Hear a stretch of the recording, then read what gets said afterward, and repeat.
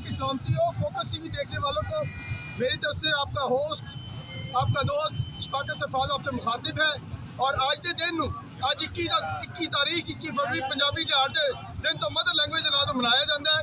और कोई भी कौम ऐसी नहीं जिन्हें अपनी जबान को छड़ के तरक्की की हो, चाहे वह चाइना है, फिलिपाइन है, रशिया है, और मलेशिया है, और अरेबियन मुल्क ने या मिस्री मुल्क ने, कोई भी दुनिया के किसी खिते चले हो, जर्मन होगी, अमेरिकन होगी, बेल्जियम होगी, फिलिपाइन होगी, हर मुल्क ने अपनी ज़बान तरक्की की है।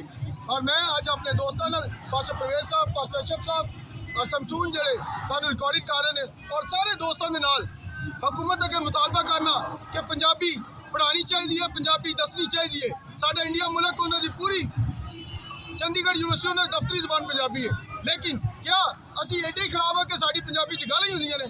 बहुत अच्छे अल्फाज ने, अखरां विच समंदर मैं इकबाल पंजाबी दा, चक्करां दे विच रखिया दीवा बाल पंजाबी दा, एक एक अखर दे विच तैनू लालां दी पण लभेगी, साडे सारे बालां विचों कोई भी बाबा फल पंजाबी दा। शुक्रिया।